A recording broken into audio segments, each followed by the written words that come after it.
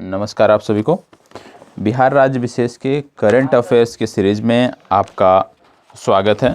और अब हम प्रारंभ करने वाले हैं बिहार राज्य विशेष से संबंधित। कल भी बिहार राज्य विशेष से संबंधित करंट अफेयर्स के प्रश्नों को हमने देखा था और आज भी बिहार राज्य विशेष से संबंधित प्रश्नों को इस सीरीज में हम देखने वाले हैं। तो सबसे पहले सभी उपस्थित हो जाएं और उसके बाद हम अपनी चर्चा को आगे बढ़ाते हैं। 1 से 2 मिनट का समय दे देते हैं। जो लोग अभी उपस्थित नहीं हैं उपस्थित हो जाएं, जिससे चर्चा को आगे बढ़ाया जा सके। चलिए धीरे धीरे आप सभी उपस्थित हो जाएं।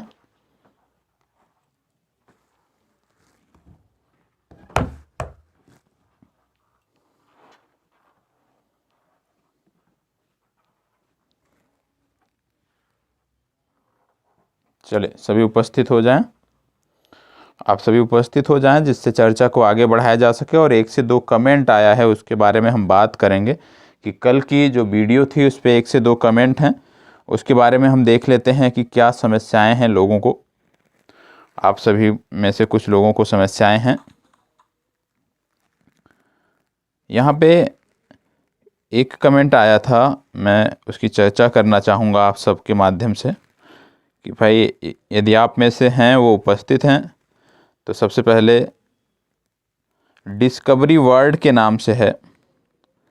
डिस्कवरी वर्ल्ड के नाम से एक करंट अफेयर्स आया था। इनका कहना था मंथली करंट अफेयर्स लेकर आएँ ताकि हमें भी समझ आए कि हमें कितना पढ़ चुके हैं और कितना बाकी है। भैया यदि आपने करंट अफेयर्स को पढ़ा है तो क्या आपने ऐसे पढ़ा है कि यदि आपसे पूछा जाएगा ये जनवरी माह का है तो आप बता पाओगे, फरवरी माह का है तो आप बता पाओगे। करंट अफेयर्स पढ़ने का मतलब ये थोड़ी है कि आप मंथ वाइज याद किए हो। अगर मंथ आपको नहीं बताया जाता कि ये इस माह का है तो आप उसका जवाब नहीं दे पाओगे। अगर ऐसा है तो फिर आपकी पढ़ाई का कोई फिर मतलब नहीं है कि जो आपने वहाँ पे समय दिया है। आपके अनुसार है कि आपको इस तरह बताया जाए कि जनवरी माह का करंट अफेयर्स है, फरवरी माह का है, ये मार्च माह का है। भैया बहुत सारी पुस्तकों का संकलन होता है, उनमें से जो चुनिंदा करंट अफेयर्स होते हैं जो लगता है कि आप तक लेकर आना चाहिए वो मैं लेके आता हूँ। अब उसमें अगर हम माह खोजने चले गए कि किस माह का है किस नहीं, इस पर आपको ध्यान ही नहीं देना चाहिए। आपको तो प्रश्नों पर ध्यान देना चाहिए। प्रश्न किस सेक्शन से पूछे जा रहे हैं, प्रश्न क्या है, अब ये किस माह में पूछा गया है, ये आपको जानने का कोई इसका प्रयास करना ही नहीं चाहिए। और इनमें था कि आपका तरीका पसंद नहीं है। इसमें जो मैसेज है वो है, सर लेट तो बिल्कुल नहीं है लेकिन आपको आपके पढ़ाने का तरीका अच्छा नहीं लगता क्योंकि आपने monthly wise weekly wise current affairs नहीं पढ़ाया। आप 4 क्वेश्चन लेटेस्ट वाले रखते हो और बाकी ओल्ड क्वेश्चन रखते हैं, इसलिए हमें समझ में नहीं आता। भैया इससे कोई मतलब ही नहीं होना चाहिए कि क्वेश्चन कहाँ से हैं, लेटेस्ट हैं या पुराने हैं। जो भी प्रश्न हैं वो आपकी परीक्षा के लिए महत्वपूर्ण है, आपकी परीक्षा के संदर्भ में महत्वपूर्ण है। पिछले 1 वर्ष का कम से कम 1 से 1.5 वर्ष का करंट अफेयर्स हमें पढ़कर जाना होता है और उसी दृष्टि में हम आगे बढ़ रहे हैं, उसी दिशा में हम आगे बढ़ रहे हैं कि आपका कम से कम 1 साल का करंट अफेयर्स अच्छे से तैयार किया जा सके और यही इस कक्षा का उद्देश्य है। तो डिस्कवरी वर्ल्ड के अलावा यदि किसी को और भी यह समस्या है तो आप कमेंट बॉक्स में बता सकते हो। आपको इस पर प्रयास ही नहीं करना चाहिए प्रश्न कहाँ से उठ रहे हैं, किस माह के उठ रहे हैं। आपको तो ये ध्यान में रखना है कि ये जो प्रश्न है इसको हम कैसे हल कर पाएं। यदि मान लीजिए मैं पुराने प्रश्न लेकर आ रहा हूं और आप कह सकते हो कि आप बहुत अच्छे से आपने तैयारी कर रखी, तो आपको जवाब आना चाहिए ना। यदि मैं पुराने प्रश्न रख रहा हूं तो उसके जवाब आपको आने चाहिए। यदि आप उसके जवाब नहीं दे पाते इसका मतलब क्या, पहले आपने कुछ पढ़ा ही नहीं है, सिर्फ समय की बर्बादी की है। यदि आज की प्रश्न आप नहीं कर पा रहे हो तो कोई बात नहीं, लेकिन यदि पुराने प्रश्न 2 महीने पहले के, 3 महीने पहले के करंट अफेयर्स में यहाँ पे रख रहा हूँ तो उसका जवाब तो आपको आना चाहिए ना, यदि आप सिंसियर कैंडिडेट हैं तो। यदि नहीं आ रहा है इसका मतलब क्या है कि कहीं ना कहीं कमियां आप में हैं और अपनी कमियों को छुपाने के लिए आप दोष जो है अध्यापक पर डाल दे रहे हो। फिर भी कोई बात नहीं, यदि मेरे में ये कमी है मैं स्वीकार करता हूँ, ठीक है। लेकिन जिस तरह से चीज़ें आ रही हैं इसी तरीके से चलेंगी। हमारा थोड़ा सा पढ़ाने का तरीका अलग है। यदि आपको पसंद आता है सर तो जुड़िए हमारे साथ, अन्यथा महोदय डिस्कवरी वर्ल्ड महोदय से विनम्र आग्रह है कि बहुत सारे प्लेटफॉर्म हैं, आप जाकर पढ़ सकते हो, ठीक है। बहुत सारी पुस्तकें आती हैं करंट अफेयर्स की, आप रट लीजिए। आपके किसी अध्यापक के भरोसे आपको रहने की ज़रूरत ही नहीं है। आपको रट जाना है, 1-2 पुस्तक ले लीजिए, रट जाइए, शायद उसमें से हो जाए, ठीक है। चलिए, और जो लोग निरंतर जुड़े हुए हैं कर रहे हैं, आपके लिए बता दूं कि जितना भी करंट अफेयर्स आपके लिए लाया जा रहा है, बिहार स्पेशल की ये दूसरी सीरीज है, बिहार राज्य विशेष के करंट अफेयर्स की ये दूसरी सीरीज है, तो आपके लिए जितना बेस्ट हो सकता है, जितना मैं कर सकता हूं उतना आप तक पहुंचाने का प्रयास कर रहा हूं। और इतना भरोसा रखिए कि करंट अफेयर्स में जितना करा दे रहा हूं किसी भी पुस्तक में इतनी डिटेल में नहीं मिलेगा, ना ही किसी भी पुस्तक में ऐसे मिलेगा, क्योंकि 3 से 4 जो मैं डेली का डेली डेटा इकट्ठा करता हूं प्लस 3 से 4 अन्य पुस्तकों के भी डेटा का जो है यूज करता हूं, तो इस तरह से प्रश्न बनते हैं। ठीक है, अब बिहार राज्य विशेष से जुड़े हुए आज 20 प्रश्न हैं, एक एक करके हमें देखना है। प्रश्नों की जो पीडीएफ है, कल की भी नहीं मिली थी, आज की भी पीडीएफ, दोनों पीडीएफ आज आपको अभी क्लास के तुरंत बाद, अब जब आप क्लास कर रहे होगे तो शायद कल की पीडीएफ आपको इसमें मिल गई होगी, तो दोनों आपको देख लेना है। ठीक है, चलिए आगे बढ़ते हैं। अब इसमें सबसे पहले आपको देखना है, यहां पे शायद कुछ इशू आ रहा है, इसको दूर कर लेते हैं।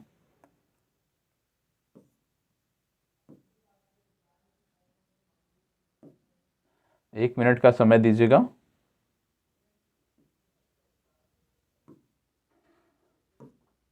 चलिए अब एक एक करके हम प्रश्नों को देखते हैं। बोला जा रहा है हाल ही में किस डॉक्टर को बिहार श्री सम्मान से सम्मानित किया गया। अब इसमें जो प्रश्न हैं, कुछ नए प्रश्न भी हैं, कुछ पुराने प्रश्न भी हैं, तो आपको इनसे मतलब नहीं होना चाहिए नए प्रश्न है पुराने हैं तो आपको जवाब इनके आने चाहिए। यदि नए हैं तो आपको उनको सीखना है। ठीक है, हाल ही में किस डॉक्टर को बिहार श्री सम्मान से सम्मानित किया गया, आपको बताना है। बिहार श्री सम्मान से किसको सम्मानित किया गया? Doctor Mukul, doctor Sahajanand Prasad Singh, doctor Bipin Chandra बिश्वास, डॉक्टर रोहित गोस्वामी या उपयुक्त में से कोई नहीं। इनमें से कौन से हैं जिनको बिहार श्री सम्मान से सम्मानित किया गया? चले बताएं, बिहार श्री सम्मान से किसको सम्मानित किया गया? और आपको बता दें, बिहार श्री सम्मान से इस बार कुल 57 लोगों को सम्मानित किया गया है, और इन 57 लोगों में से एक हैं डॉक्टर, जो इनमें से नाम है वो आपको बताने हैं। और आपको बता दें कि विशेष रूप से जब बात आती है बिहार श्री सम्मान की, तो इन डॉक्टर को जो ये सम्मान दिया गया, इनको इसलिए दिया गया क्योंकि कोरोना काल में जो इन्होंने सेवा की है वो निश्चित रूप से बहुत ही सराहनीय है, और कोरोना काल में जिस प्रकार से इन्होंने मरीजों को बचाया वह काफ़ी सराहनीय है, और इसी के कारण इनको बिहार श्री का पुरस्कार दिया गया। और आपको बता दें, इसका सही जवाब है डॉक्टर मुकुल, ए विकल्प सही उत्तर है। तो याद रखिएगा, डॉक्टर मुकुल को बिहार श्री सम्मान से सम्मानित किया गया। इसके अतिरिक्त यदि हम बात करें तो एक गायक हैं जिनका नाम है भरत शर्मा, उनको भी सम्मान से सम्मानित किया गया है। तो जो भी इस तरह के महत्वपूर्ण हैं व्यक्ति हैं, उनके बारे में आपको पता होना चाहिए। ठीक है, अब यहाँ पे पुरस्कार की बात हो रही है, सम्मान की बात हो रही है, तो आपको एक अन्य पुरस्कार बता देता हूं, उसका नाम है राष्ट्रीय नारी रत्न पुरस्कार। क्या नाम है? राष्ट्रीय, इसको भी नोट कर लीजिएगा, राष्ट्रीय नारी रत्न पुरस्कार। और राष्ट्रीय नारी रत्न जो पुरस्कार दिया गया, ये भी दिया गया है, नाम इनका याद रखना है, डॉक्टर नम्रता आनंद। डॉक्टर नम्रता आनंद को यह पुरस्कार दिया गया है, बिहार से संबंधित है इसलिए पता होना चाहिए। राष्ट्रीय नारी रत्न पुरस्कार डॉक्टर नम्रता आनंद, इनका नाम आपको पता होना चाहिए। इसके अतिरिक्त आप जानते हो बिहार का कला एवं संस्कृति विभाग है, और बिहार के कला और संस्कृति विभाग ने लाइफ टाइम अचीवमेंट पुरस्कार से सम्मानित किया है एक व्यक्ति को, और इनका नाम आपको याद रखना है, इनका नाम है रामचंद्र माझी। इनका नाम भी आपको याद रखना है कि रामचंद्र माझी को बिहार राज्य सरकार के अंतर्गत आने वाले बिहार कला एवं संस्कृति विभाग ने लाइफ टाइम अचीवमेंट पुरस्कार से सम्मानित किया है। किसको? रामचंद्र माझी को। यह भी आपको याद आना चाहिए। ठीक है, तो 3 पुरस्कारों के बारे में यहां से आपको नोट करना है, जानना जरूरी है। बढ़ते हैं आगे और देखते हैं अगला प्रश्न। चलिए आगे बढ़ते हैं, इसको बताएं। हाल ही में विश्व के दूसरे फ्लोटिंग सीएनजी स्टेशन के संबंध में चर्चा में रहा बिहार का शहर कौन सा है? विश्व के दूसरे फ्लोटिंग सीएनजी स्टेशन की बात हो रही है, और पूछा जा रहा है वो शहर कौन सा है बिहार का जो इसके संदर्भ में चर्चा में रहा। फ्लोटिंग सीएनजी स्टेशन का मतलब क्या होता है? जैसे नॉर्मल सीएनजी स्टेशन होते हैं जो जमीन पर होते हैं, भूमि पर होते हैं, इसी तरह से जो फ्लोटिंग सीएनजी स्टेशन होता है ये नदियों में स्थापित किए जाते हैं, या आप कह सकते हो समुद्र में स्थापित किए जाते हैं। इसका उद्देश्य क्या होता है? इसका उद्देश्य होता है कि जो जल परिवहन है, जल परिवहन में जो वाहन या जो नौका इसका सीएनजी का प्रयोग कर रहे हैं उनको समुचित मात्रा में सीएनजी वहीं पर मिल सके, ऐसा ना हो कि उनको समस्या हो। तो इससे क्या होगा? इससे सीएनजी को बढ़ावा मिलेगा, जल परिवहन में भी सीएनजी को बढ़ावा मिलेगा। अब जब जल परिवहन में सीएनजी को बढ़ावा मिलेगा तो इससे कहीं ना कहीं जो वायु प्रदूषण है उसको नियंत्रित करने में हमें मदद मिलेगी। तो बताएं वो शहर कौन सा है जो विश्व के दूसरे फ्लोटिंग सीएनजी स्टेशन के संदर्भ में रहा है? आपको बता देता हूं, इसके संदर्भ में पहला सीएनजी स्टेशन, विश्व का पहला फ्लोटिंग सीएनजी स्टेशन स्थापित किया गया है, ये किया गया है वाराणसी में। और वाराणसी आप जानते होंगे प्रधानमंत्री नरेंद्र मोदी जी का संसदीय क्षेत्र है। और पिछले दिनों वाराणसी में जापान की सहायता से रुद्राक्ष कन्वेंशन सेंटर बनाया गया था, ये आपको पता होना चाहिए, कन्वेंशन सेंटर बनाया गया था। इसके साथ साथ आपको पता होना चाहिए कि यहाँ पे अलकनंदा क्रूज सेवा भी शुरू की गई थी, अलकनंदा क्रूज सेवा। और अलकनंदा क्रूज सेवा जो शुरू की गई थी ये 2 स्थानों के बीच शुरू की गई थी। एक तो बनारस में है संत रविदास घाट, संत रविदास घाट से चुनार फोर्ट के बीच शुरू की गई थी, ये आपको पता होना चाहिए। और जैसे कि मैंने बताया कि रुद्राक्ष कन्वेंशन सेंटर जापान की सहायता से बनाया गया, तो आपको पता होगा पिछले दिनों बनारस को क्योटो, वाराणसी को क्योटो बनाने की बात की जा रही थी और उसी दिशा में ये कदम बढ़ाए जा रहे हैं। ठीक है, बनारस को क्योटो बनाने के संदर्भ में जो बात की गई थी, भारत और जापान के मध्य जो समझौता हुआ था, उसी दिशा में हम आगे बढ़ रहे हैं। बात हो रही है जापान की, तो आपको पता होगा जापान की राजधानी है टोक्यो। और मुख्य रूप से जब हम जापान की बात करते हैं तो जापान 4 द्वीपों पर विस्तारित देश है, ये आपको पता होना चाहिए। इन द्वीपों का क्रम भी कई बार पूछा जाता है, कई बार मैंने इनका क्रम बताया है। आज आपके लिए होमवर्क है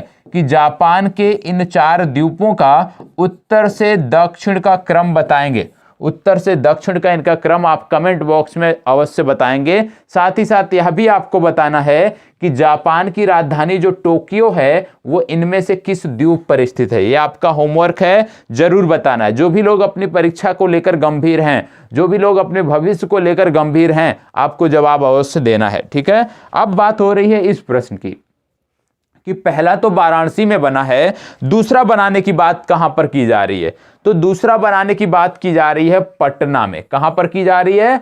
पटना में दूसरा बनाने की बात की जा रही है। जैसे दीघा है, यहाँ पे गाय घाट है, तो कहीं पर भी बनाया जा सकता है, अभी सिर्फ इसकी चर्चा हो रही है, यह आपको पता होना चाहिए। और आपको बात करनी है पटना के बारे में, तो आपको बता दें पटना के बारे में कुछ फैक्ट, कुछ आयोजन। जैसे आज़ादी के अमृत महोत्सव की फोटो प्रदर्शनी का आयोजन किया गया था, आज़ादी के अमृत महोत्सव की फोटो प्रदर्शनी का आयोजन किया गया था और इस प्रदर्शनी का आयोजन पटना में किया गया था। दूसरा आपको पता होना चाहिए एम्स द्वारा, पटना एम्स द्वारा ई संजीवनी कोर्स कोरोना संक्रमण से निपटने के लिए लॉन्च किया गया था। ई संजीवनी, ये भी आपको पता होना चाहिए, ई संजीवनी जो है ये लॉन्च किया गया था पटना एम्स द्वारा। इसके साथ साथ आपको पता होना चाहिए भारतीय अंतर्राष्ट्रीय मेगा व्यापार मेला, भारतीय अंतर्राष्ट्रीय मेगा व्यापार मेला का आयोजन भी वर्ष 2021 में पटना में किया गया था। पटना में ज्यादातर आयोजन होते हैं, जैसे उद्यान महोत्सव भी हुआ था 2021 में, और उद्यान महोत्सव का भी आयोजन पटना में किया गया था। ठीक है, चलिए बढ़ते हैं आगे। साइबर सेफ गर्ल नामक पुस्तक किस संस्था ने तैयार की है? साइबर सेफ गर्ल नामक पुस्तक किस संस्था ने तैयार की है? BSEB, CBSC, यूपी बोर्ड या NCERT, किसके द्वारा ये पुस्तक तैयार की गई है? Cyber safe girl. Cyber safe girl पुस्तक में विशेष रूप से बच्चियों के लिए इसमें बताया गया है कि किस प्रकार से जो महिलाएं हैं, जो बच्चियां हैं, वो अपने आप को साइबर सुरक्षा के प्रति अपने आप को बेहतर कर सकती हैं, उसके बारे में जानकारी प्राप्त कर सकती हैं, और ये विशेष रूप से उन्हीं के लिए है। ठीक है, लगभग 1000 पेज की ये पुस्तक है और विशेष रूप से इसमें चित्रों के माध्यम से भी बताया गया है कि किस प्रकार से आप आजकल के जो उत्पन्न हो रहे हैं साइबर खतरे उनसे किस प्रकार से बच सकते हैं। तो किसके द्वारा ये तैयार की गई है? BSEB, CBSE, यूपी बोर्ड या NCERT, किसके द्वारा तैयार की गई है ये आपको बताना है। कमेंट बॉक्स में जवाब दीजिए किसके द्वारा तैयार की गई है। चलिए बताएं किसके द्वारा तैयार की गई है। तो आपको बता दें ये तैयार किया है NCERT। NCERT का यदि हम बात करें तो इसका हेडक्वार्टर आपको दिल्ली में देखने को मिलता है और कई बार पूछा जा सकता है कि NCERT की स्थापना कब हुई थी। तो NCERT की स्थापना हुई थी वर्ष 1961 में। ठीक है, ये आपको पता होना चाहिए। अब यहाँ पे बात हो रही है विशेष रूप से महिलाओं की बात हो रही है, तो आपको पता होना चाहिए पिछले दिनों सुखोई विमान था हमारा लड़ाकू विमान, उसको उड़ाया था एक महिला ने। और वो जो सुखोई उड़ाने वाली पहली महिला थी उनका नाम था अंजलि। इनका नाम आपको पता होना चाहिए। ये सुखोई उड़ाने वाली पहली महिला हैं और ये जो सुखोई उड़ाने वाली पहली महिला अंजलि हैं ये संबंधित हैं बिहार से और बिहार में इनका जिला पड़ता है मुजफ्फरपुर। ये भी आपको याद रखना है, ठीक है, कि मुजफ्फरपुर की जो अंजलि हैं इन्होंने पहली बार, आप कह सकते हो महिलाओं के क्रम में पहली बार इन्होंने सुखोई विमान उड़ाया था। ये भी आपको पता होना चाहिए। ठीक है, चलिए आगे बढ़ते हैं। मुख्यमंत्री नीतीश कुमार के वक्तव्य के बाद से चर्चा में आया नीरा का उत्पादन किस पेड़ से किया जाता है। पिछले दिनों मुख्यमंत्री जी विभिन्न जिलों के दौरे पर गए थे तो वहां पर इन्होंने इसकी चर्चा की थी और विशेष रूप से इस समस्तीपुर में इसकी घोषणा की थी। तो ये है क्या, और इसमें जो नीरा उत्पादक आप कह सकते हो किसान हैं, मुख्यमंत्री ने घोषणा किया कि उनको 1 लाख रुपए तक की सहायता दी जाएगी जो भी किसान इससे जुड़ेंगे। दूसरा इन्होंने बताया कि पहले 7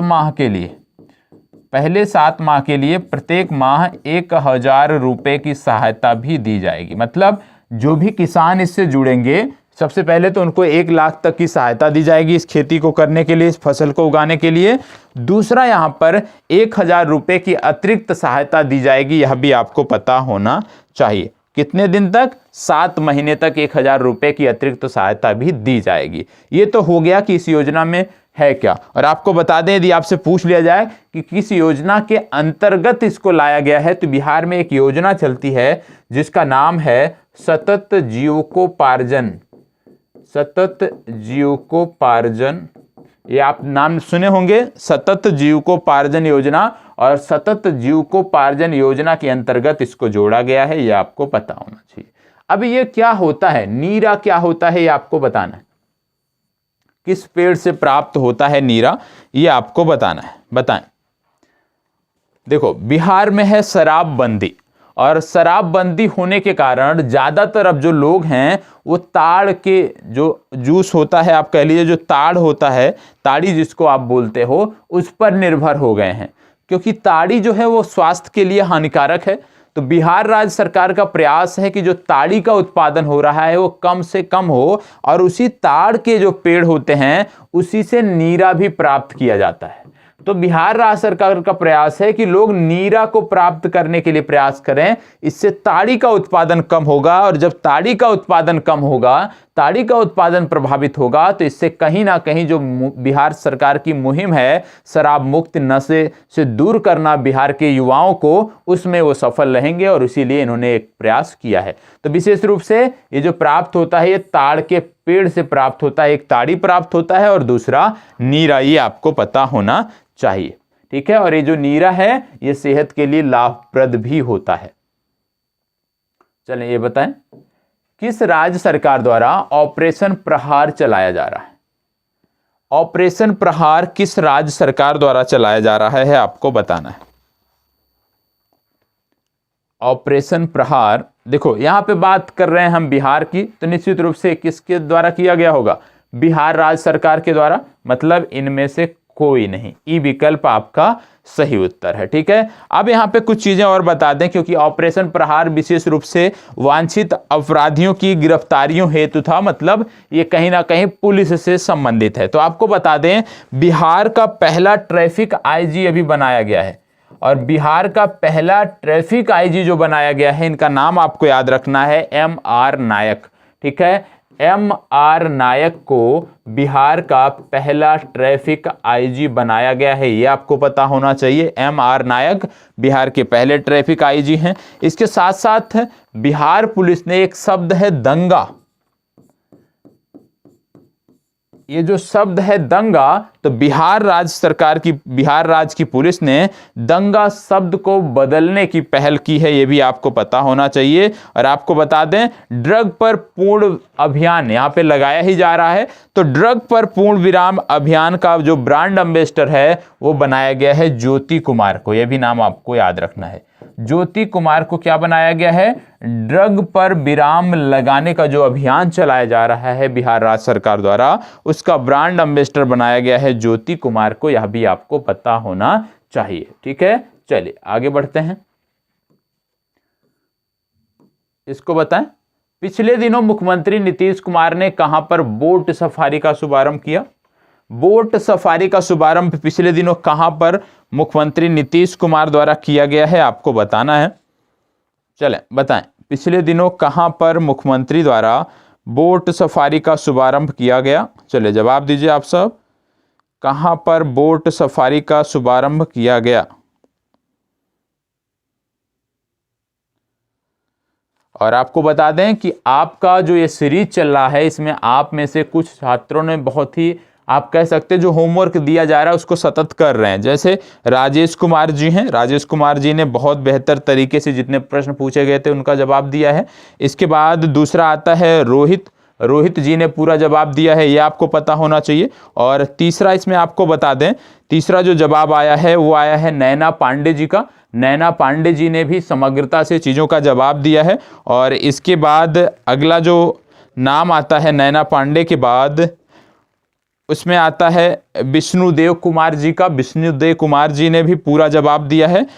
विष्णुदेव कुमार के बाद कोई भी इस तरह का जवाब नहीं आया है। तो कहने का मतलब है कि आप लोग जिनसे भी, जो भी छात्र जुड़े हुए हैं, जो भी होमवर्क दिया जाता है उसको समग्रता से बताएं, उसको समग्रता से करें। यहाँ पे क्या है, पिछले दिनों मुख्यमंत्री नीतीश कुमार ने कहां पर बोट सफारी का प्रारंभ किया है, ये आपको बताना है। बोट सफारी कहां पर प्रारंभ हुई है, ये आपको बताना है। यहां पर आपको देखने को मिल रहा होगा पटना, नवादा, किशनगंज, वाल्मीकि नगर, उपयुक्त में से कोई नहीं। तो बोट सफारी का जो प्रारंभ किया गया है, ये किया गया है वाल्मीकि नगर में। कहां पे किया गया है? वाल्मीकि नगर में किया गया है। और जब बात आती है वाल्मीकि नगर की, तो आपको पता होगा वाल्मीकि टाइगर रिजर्व, वाल्मीकि राष्ट्रीय उद्यान एकमात्र राष्ट्रीय उद्यान है बिहार का। वाल्मीकि राष्ट्रीय उद्यान पता होना चाहिए। आपसे पूछा जा सकता है वाल्मीकि राष्ट्रीय उद्यान किस जिले में स्थित है, तो आपको बताना होगा कि वाल्मीकि राष्ट्रीय उद्यान पश्चिमी चंपारण में स्थित है। इसलिए भी महत्वपूर्ण हो जाता है यह वाल्मीकि राष्ट्रीय उद्यान, क्योंकि इस बार कैबिनेट की जो बैठक थी हाल ही में, वो भी वाल्मीकि राष्ट्रीय उद्यान में आयोजित की गई थी। तो यह पूछा जा सकता है कि वाल्मीकि राष्ट्रीय उद्यान कहां पर है। यदि आपसे पूछ लिया जाए कि ये जो वाल्मीकि नगर में बोट सफारी शुरू हुई है, किस नदी पर शुरू हुई है, तो यहाँ पे नदी आपको याद रखना है त्रिवेणी नदी। ये आपको याद रखना है, त्रिवेणी नदी पर ये बोट सफारी प्रारंभ हुई है। इसके साथ साथ आपको बता दें कि बिहार का दूसरा टाइगर रिजर्व बनने की कगार पर है। और कैमूर वाइल्ड लाइफ सेंचुरी जो है, कैमूर वाइल्ड लाइफ सेंचुरी को दूसरा टाइगर रिजर्व बिहार का बनाया जा सकता है, इस पर भी बात चल रही है। इसके साथ साथ बता दें, हाल ही में global conservation assured tiger standard की मान्यता भी वाल्मीकि राष्ट्रीय उद्यान को मिली है, यह भी आपको पता होना चाहिए। अब वाइल्ड लाइफ सेंचुरी की बात हो रही है, तो कुछ वाइल्ड लाइफ सेंचुरी हैं बिहार की जो आपको पता होना चाहिए। जैसे सबसे पहला आपको पता होना चाहिए बरेला झील सलीम अली पक्षी अभ्यारण्य, बरेला झील सलीम अली पक्षी अभ्यारण्य। और बरेला झील सलीम अली पक्षी अभ्यारण्य जो आपको देखने को मिलता है ये वैशाली में देखने को मिलता है, ये आपको पता होना चाहिए। बरेला झील सलीम अली पक्षी अभ्यारण्य वैशाली में देखने को मिलता है। दूसरा है Udaipur wild life sanctuary, Udaipur wild life sanctuary, और उदयपुर वाइल्ड लाइफ सेंचुरी आपको देखने को मिलता है पश्चिमी चंपारण में। इसके बाद तीसरा आपको याद रखना है पंत वाइल्ड लाइफ सेंचुरी, और पंत वाइल्ड लाइफ सेंचुरी जो आपको देखने को मिलता है ये देखने को मिलता है नालंदा में, ये आपको पता होना चाहिए। तो ये कुछ राष्ट्रीय उद्यान हैं, कुछ वाइल्ड लाइफ सेंचुरी हैं, वन्यजीव अभ्यारण्य हैं जिनके बारे में आपको पता होना चाहिए। ठीक है, चलिए बढ़ते हैं आगे।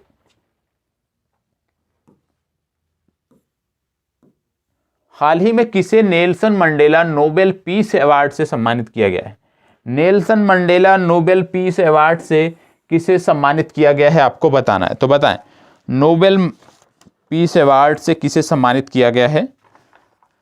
कैलाश सांखला, संजीव कुमार, त्रिवेंद्र सिंह रावत, 2 बार कैलाश सत्यार्थी, 4 नाम दिए हुए हैं, इनमें से किसे सम्मानित किया गया है ये आपको बताना है। चलें बताएं। और यदि आपको अच्छा लग रहा होगा जो आपने कमेंट किया था सर, तो यदि आपको जो बातें मैंने बताई हैं वो समझ में आई होंगी कि यह मायने नहीं रखता है कि करंट अफेयर्स कब के मैं करा रहा हूँ, किस महीने के करा रहा हूँ। मायने यह रखता है कि जो प्रश्न यहाँ पे कराए जा रहे हैं वो क्या आपको आ रहे हैं। यदि नहीं आ रहे हैं तो आपको पढ़ना चाहिए, यदि आपको आ रहे हैं तो बहुत ही बेहतर बात है। इसका मतलब क्या है कि आपकी तैयारी बहुत ही बेहतर है।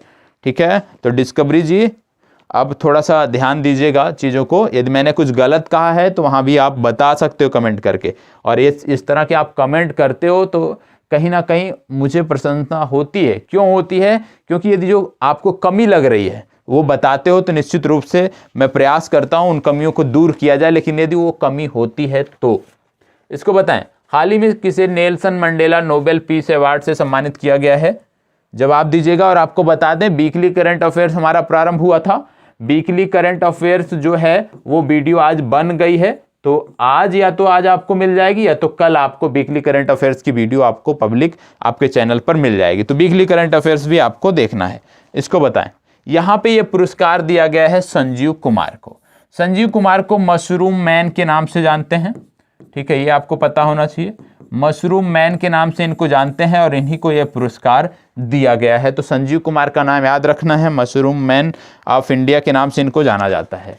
फिर इसके बाद एक नाम आपको देखने को मिल रहा होगा कैलाश सांखला। कैलाश सांखला को बोला जाता है tiger man of India. Tiger man of India क्यों बोला जाता है? क्योंकि आप जानते हो कि इन्होंने बाघ संरक्षण को लेकर बहुत ही बेहतर काम किया है। और प्रोजेक्ट टाइगर जब प्रारंभ हुआ था 1973 में, प्रोजेक्ट टाइगर आप सबको पता होगा 1973 में जब प्रारंभ हुआ था, तो प्रोजेक्ट टाइगर का नेतृत्व भी कैलाश सांखला ने किया था। यह भी आपको पता होना चाहिए। और आपको बता दें ये इसके पहले निर्देशक थे। अब बात हो रही है टाइगर की, तो आपको बता दें एक टाइगर रिजर्व है जिसको बोला जाता है विश्व में सर्वाधिक ऊंचाई पर स्थित टाइगर रिजर्व। नाम याद रखना है, नामदफा टाइगर रिजर्व। और नामदफा टाइगर रिजर्व आपको अरुणाचल प्रदेश में देखने को मिलता है। आपके लिए होमवर्क है कि भारत का सबसे छोटा, क्षेत्रफल की दृष्टि से भारत का सबसे छोटा टाइगर रिजर्व कौन सा है, ये आप कमेंट बॉक्स में बताएंगे। क्षेत्रफल की दृष्टि से भारत का सबसे छोटा टाइगर रिजर्व कौन सा है आपको कमेंट बॉक्स में बताना है। ठीक है, चलिए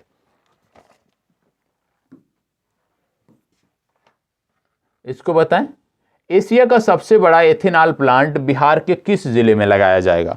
एशिया का सबसे बड़ा प्लांट कहां पर लगाया जाएगा बताएं, किस जिले में? भोजपुर, पटना, बेगूसराय, सहरसा। और आपको बता दें ये जो जिला है 1972 में इसका गठन किया गया था, और पहले शाहाबाद जिला हुआ करता था और शाहाबाद जिले से अलग करके इसको बनाया गया है, ये आपको पता होना चाहिए। और कहीं ना कहीं जो आप आरा शहर, भोजपुरी गानों में आप एक शहर का नाम अक्सर सुनते होंगे, आरा, आरा, छपरा, तो विशेष रूप से जो आरा का नाम सुनते होंगे वो यहीं से संदर्भित है। और हम बात किसकी कर रहे हैं? हम बात कर रहे हैं भोजपुर की। तो इसका सही उत्तर क्या है? भोजपुर इसका सही उत्तर है। इसको बताएं। हाल ही में बिहार राज्य सरकार ने किस पशु की जनसंख्या को नियंत्रित करने के लिए नसबंदी का फैसला लिया है? वो पशु कौन सा है बताएं? वो पशु कौन सा है जिसकी जनसंख्या को नियंत्रित करने के लिए बिहार राज्य सरकार ने नसबंदी का फैसला लिया है। बंदर, नीलगाय, आवारा पशु या जंगली सुअर। आपको बता दें कुछ पशु ऐसे होते हैं जिनकी जनसंख्या, ऐसे तो इनको संरक्षित किया जाता है, लेकिन जब इनकी जनसंख्या एक निश्चित सीमा से बाहर हो जाती है, जब इनकी जनसंख्या से किसानों की फसलों को नुकसान होने लगता है, तो इनको नियंत्रित करने के लिए या तो इनको मारने की छूट दी जाती है, लेकिन यहां पर मारने की छूट नहीं दी गई है, बल्कि नसबंदी करने के लिए बात की गई है, और ये बात हो रही है नीलगाय की। तो नीलगाय इसका सही उत्तर है, बी विकल्प। ठीक है, आगे बढ़ते हैं। हाल ही में भौगोलिक संकेतक रजिस्ट्री ने बिहार मखाना का नाम बदलकर क्या रखने की स्वीकृति दी है? आपको पता है बिहार मखाना को जीआई टैग के लिए अप्लाई किया गया, अभी मिला नहीं है। तो जो बिहार मखाना को जीआई टैग के लिए अप्लाई किया गया है, तो इसको किया गया था बिहार मखाना के नाम से, लेकिन अब सरकार चाहती है मिथिला मखाना के नाम से जो है, यदि जीआई टैग इसको मिले तो मिथिला मखाना के नाम से मिले। तो जीआई टैग की जो संस्था है, जिसका हेडक्वार्टर चेन्नई में देखने को मिलता है, उसके द्वारा इसको एक्सेप्ट कर लिया गया है। मतलब यदि मखाना को जीआई टैग मिलता है बिहार से, तो उसका नाम होगा मिथिला मखाना। ए विकल्प सही उत्तर है। तो याद रखिएगा मिथिला मखाना, इसको बताएं। हाल ही में बिहार से और यहां से मिथिला मखाना की बात हो रही है, तो यहां पे आपको एक दो फैक्ट मैं बता देता हूं। जैसे आपको जीआई टैग की बात हो रही है, तो आपको याद रखना है भागलपुर आपको याद भी होगा।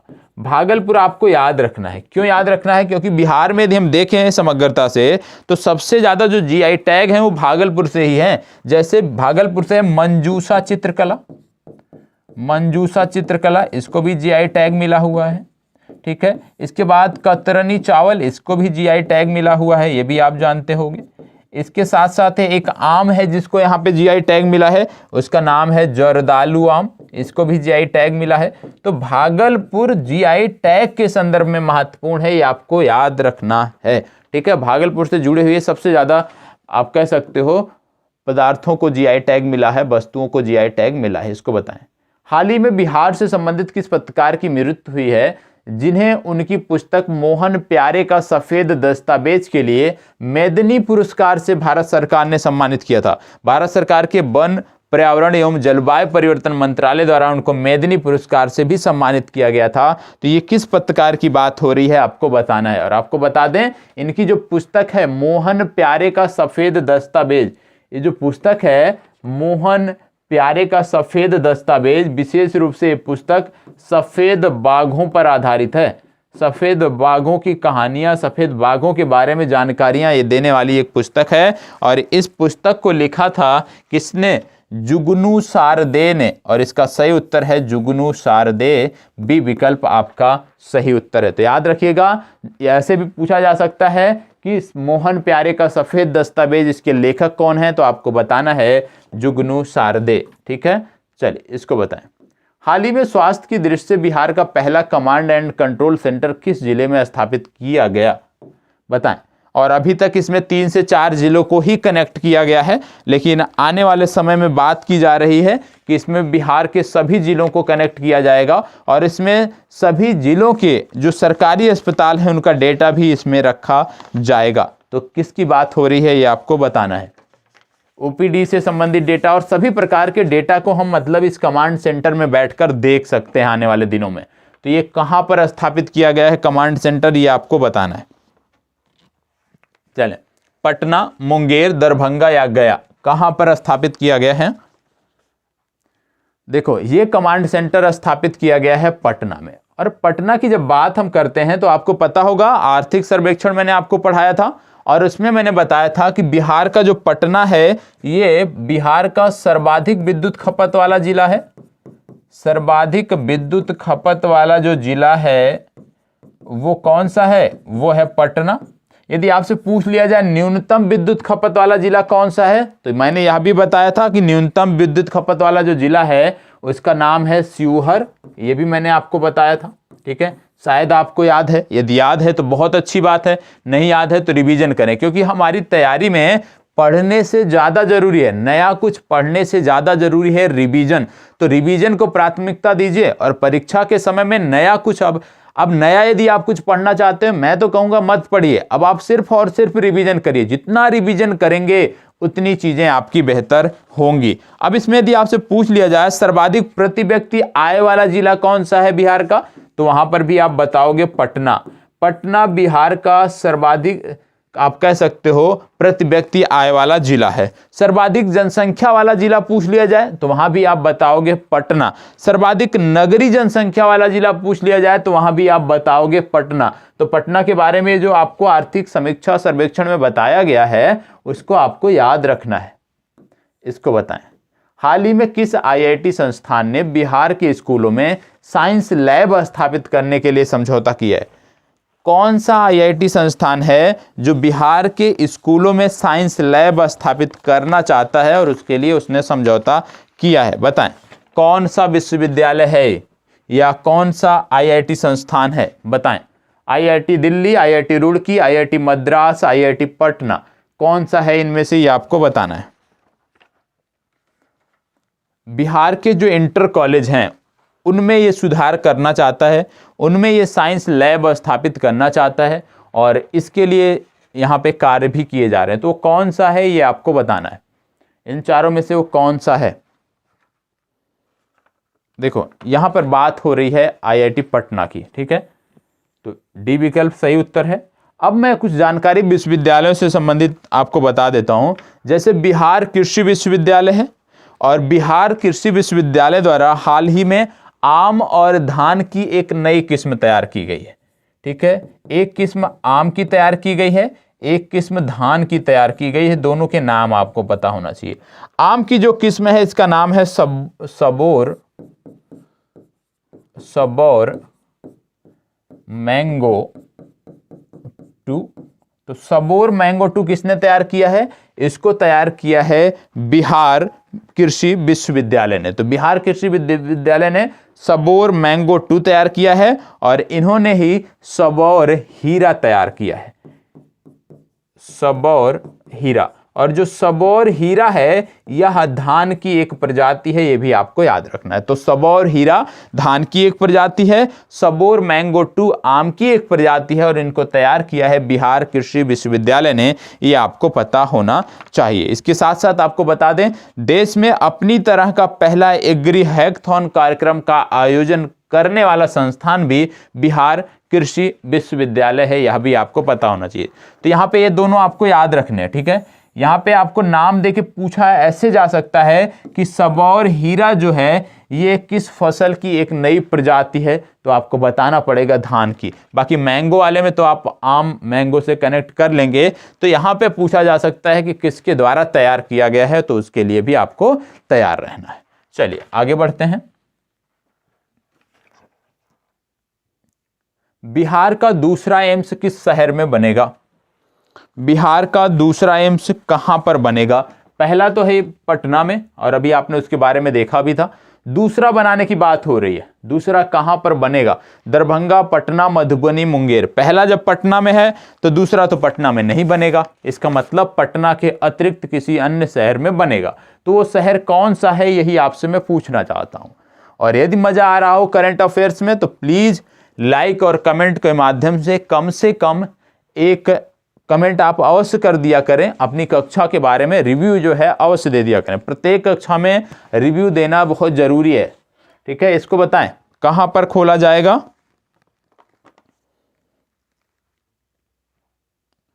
यहां पे जहां पे खोला जाएगा, आप सोचें वहां पे मैं कुछ संस्थान बता रहा हूं हिंट के लिए। लौरिक, यहां पे आपको एक पुरातात्विक आप कह सकते हो स्थल भी देखने को मिलेगा, लौरिक डीह चक पुरातात्विक स्थल भी आपको यहां पे देखने को मिलेगा। लौरिक डीह चक राज परिसर पुरातात्विक स्थल आपको यहां पे देखने को मिलेगा। आपको यहां पर देखने को मिलता है कि नेपाल के पहले निर्वाचित राष्ट्रपति थे रामवरण यादव। नेपाल के पहले निर्वाचित राष्ट्रपति थे रामवरण यादव, और हाल ही में रामवरण यादव जो है इस जिले की यात्रा पर आए थे, और बात हो रही है दरभंगा की। तो इसका सही उत्तर क्या हो जाएगा? दरभंगा। और ये याद रखना है कि दरभंगा में एक पुरातात्विक स्थल भी है जिसको बोलते हैं लोरिकडीह राज परिसर पुरातात्विक स्थल दरभंगा। और आपको यह भी याद आना चाहिए कि बिहार की जब हम बात करते हैं तो बिहार के 3 राजमार्ग वाले शीर्ष 3 जो जिले हैं उसमें भी दरभंगा आता है। किसमें आता है? राजमार्ग में सर्वाधिक लंबे राजमार्ग वाले जो जिले हैं उनमें भी दरभंगा आता है। इनमें सबसे पहले पटना आता है, पटना में इनकी संख्या ज़्यादा है। दूसरे स्थान पर गया आता है और तीसरे स्थान पर दरभंगा आता है। ये भी आपको पता होना चाहिए। मतलब राजमार्गों की संख्या में जो दरभंगा का स्थान है वो तीसरा है। यह भी हमें याद रखने की जरूरत है। और लोरिकडीह राज परिषद पुरातात्विक स्थल भी आपको दरभंगा में देखने को मिलता है। इसको बताएं। हाल ही में चर्चा में रहा गोविंद भोग चावल किस क्षेत्र से संबंधित है? हाल ही में चर्चा में रहा गोविंद भोग चावल किस क्षेत्र से संबंधित है? बताएं। गोविंद भोग चावल। और आपको बता दें ये जो गोविंद भोग चावल है विशेष रूप से पहाड़ों की तलहटी में उगाया जाता है। और पहाड़ों की तलहटी में जो उगाया जाता है, जब वर्षा का पानी पहाड़ों से होकर नीचे बहता है और उसी वर्षा के पानी से, पहाड़ों से नीचे उतरते पानी से इसकी सिंचाई की जाती है। और इसकी मांग पूरे बिहार ही नहीं पूरे देश में इसकी मांग बढ़ रही है। तो इसी को ध्यान में रखते हुए बिहार राज्य सरकार ने ऐसे समस्त जिलों को, समस्त क्षेत्रों को जहां पर पहाड़ियां हैं, जहां पे पहाड़ी क्षेत्र हैं, जहां से इस तरह के समान आप कह सकते हो भौगोलिक परिस्थितियां हैं, उनको लेकर कार्य किया जा रहा है। क्या कार्य किया जा रहा है? वहां पे वाटर हार्वेस्टिंग का कार्य किया जा रहा है। ठीक है, मतलब जो पानी पहाड़ों से निकलकर नीचे आ रहा है उसको संरक्षित किया जाएगा और बाद में उसी जल से आसपास के क्षेत्रों को सिंचित करने का प्रयास किया जाएगा। इससे जहां एक तरफ किसानों को आय भी होगी, वहीं दूसरी तरफ पहाड़ों की हरियाली भी बढ़ेगी। ये प्रयास है बिहार राज्य सरकार का और इसी के संदर्भ में चर्चा में है। और ये बात हो रही है कैमूर की। मतलब ये जो गोविंद चावल है, गोविंद भोग चावल है, ये संबंधित है कैमूर से, ये आपको पता होना चाहिए। और आगे जमुई हो गया, नेवादा हो गया, इन क्षेत्रों में भी आप इनको इस चावल की फसल को देखने को पाएंगे क्योंकि इसके लिए राज्य सरकार प्रयास कर रही है। इसको बताएं। हाल ही में बिहार राज्य के स्वास्थ्य विभाग द्वारा सप्ताह के किन दिनों में हेल्थ एंड सैनिटेशन डे का आयोजन किया गया? हेल्थ एंड सैनिटेशन डे का आयोजन किन दिनों में किया गया है? 4 दिन यहाँ पे दिए हुए हैं। इनमें से कौन सा सही है ये आपको बताना है। चलें जवाब दीजिए, इनमें से कौन सा सही है?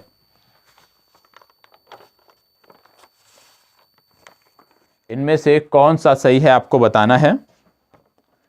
इसका सही उत्तर है ए विकल्प, बुधवार और शुक्रवार। ठीक है, विशेष रूप से ये दूर दराज वाले क्षेत्रों के लिए है जहां पे स्वास्थ्य सेवाएं बेहतर नहीं है। इसको बताएं।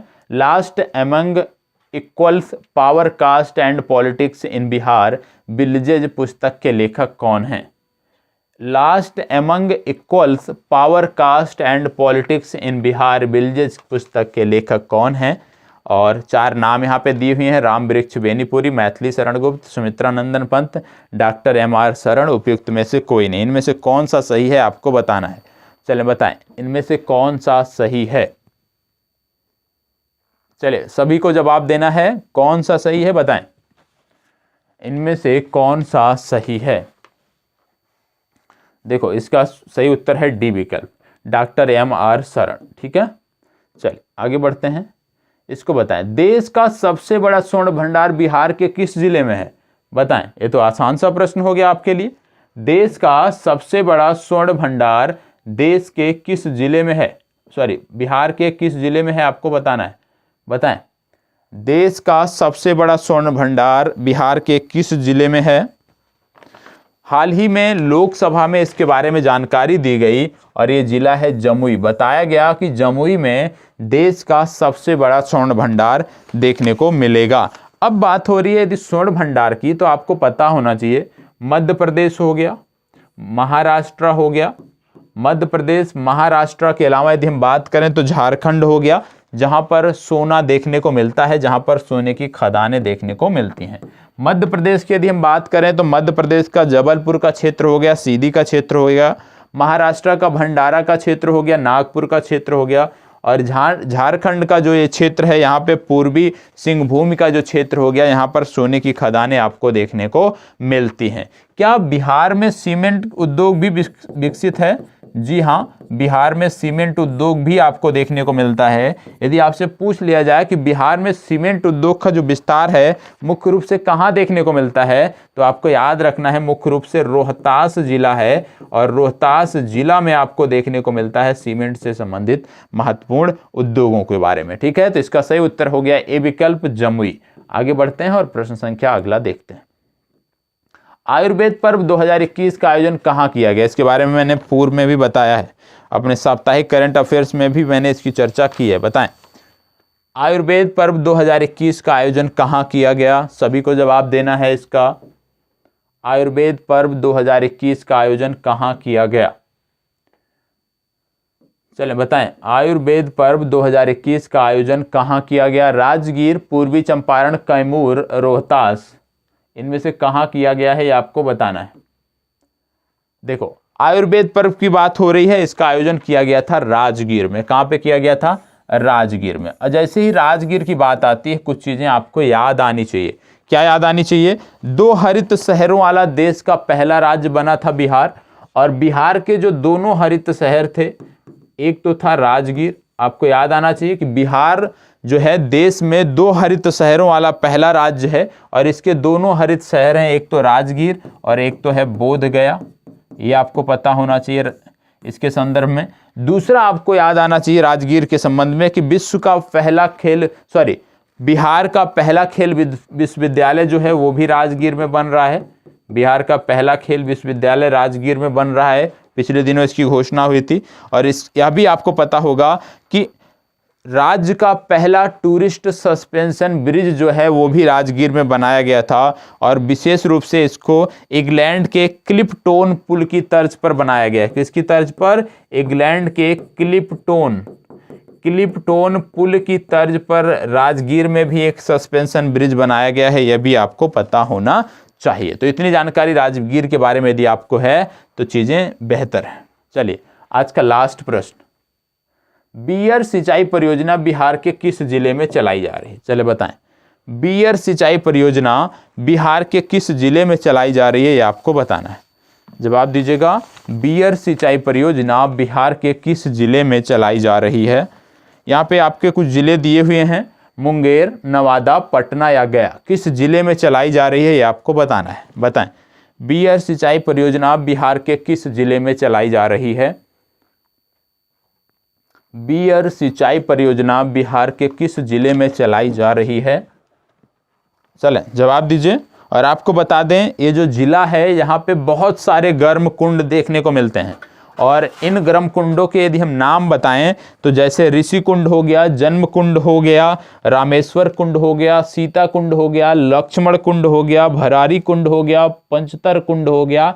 ये बहुत सारे कुंड आपको यहाँ पे देखने को मिलते हैं, और ये सभी के सभी गर्म जल कुंड हैं। तो ये सारे के सारे गर्म जल कुंड जैसे ऋषि कुंड, जन्म कुंड, रामेश्वर कुंड, सीता कुंड, लक्ष्मण कुंड, भरारी कुंड, पंचतर कुंड आपको कहाँ देखने को मिलते हैं? ये सभी की सभी आपको देखने को मिलते हैं मुंगेर में, और मुंगेर इसका सही उत्तर है। ठीक है, मुंगेर इसका सही उत्तर है। अब जो भी आप में से संतुष्ट नहीं हैं, देखो विनम्र आग्रह है कि आप में से जो भी छात्र संतुष्ट नहीं हैं, जिनको कोई भी समस्या हो रही है, जैसे डिस्कवरी वर्ल्ड के नाम से जो YouTube चला रहे हैं उनके द्वारा बताया गया है, आप में से ही वो भी एक हैं, तो ऐसे आप भी अपनी समस्याओं को बता सकते हो। आपको भी मेरे से कोई समस्या हो, किसी तरह का समझने में दिक्कत हो, किसी भी प्रकार की समस्या हो, तो आप बता सकते हो। यदि लगेगा मुझे कि नहीं मेरी कमी है तो मैं प्रयास करूंगा उसको दूर करने का। ठीक है, यदि मुझे लगेगा नहीं ये कोई कमी नहीं है तो उसके बारे में भी मैं आपको बताऊंगा। जैसे पिछली बार मैंने बताया भी आपको कि प्रश्न कहाँ से आ रहे हैं ये मायने नहीं रखता है, प्रश्न कौन से हैं वो हमें आ रहा है या नहीं आ रहा है ये मायने रखता है, और इसी को ध्यान में रखते हुए हमें कार्य करना चाहिए। तो यदि आप सब संतुष्ट हैं इस कक्षा से और चाहते हैं कि बिहार स्पेशल की जो ये सीरीज चल रही है इसी प्रकार चलती रहे, तो प्लीज़ कमेंट बॉक्स में बताएं। यदि कहीं भी कोई समस्या हो, आपको लग रहा है कि हाँ ये समस्या है, तो उसके बारे में भी बताएं। हम निश्चित रूप से प्रयास करेंगे, सुधार करने का प्रयास करेंगे। रही बात मैथ की, तो कल से आपको मैथ की कक्षाएं अलग से कुछ कक्षाएं मिलेंगी, कुछ सिलेक्टेड टॉपिक की कक्षाएं मिलेंगी, जिससे जिनका मैथ वीक है वो भी मैथ में अच्छा कर सकें। साथ ही साथ आपका साप्ताहिक करंट अफेयर्स आज जो है रिकॉर्ड हो चुका है, पिछले 7 दिन के घटनाक्रम, वो भी कल आपको या तो आज रात में पब्लिक कर दूंगा या तो कल सुबह में वो भी आपको मिल जाएगा। तो आज के लिए इतना ही। उम्मीद करता हूं आप सब बहुत अच्छे से होंगे और तैयारी भी विधिवत चल रही होगी। साथ ही साथ घर पर सभी को सुरक्षित रखने का भी प्रयास करना है। कोविड का प्रभाव बहुत तेजी से बढ़ रहा है, तो लापरवाही हमें नहीं करनी है, खुद भी सुरक्षित रहना है और घर परिवार को भी सुरक्षित रखना है। ये आपकी जिम्मेदारी है। आप बड़े हैं, आप सिंसियर हैं, आप समझदार हैं, तो आपकी जिम्मेदारी बनती है कि कोविड के बारे में जो अफवाहें उड़ाई जाती हैं उस पर ध्यान ना देते हुए सबको सुरक्षित रखने का प्रयास करना है। यदि किसी को वैक्सीन नहीं लगी है तो सबसे पहली बात कि वैक्सीन लगवाना बहुत ज़रूरी है, वैक्सीनेशन बहुत ज़रूरी है, वो आप करवा लीजिए। ठीक है, धन्यवाद, बहुत बहुत आभार।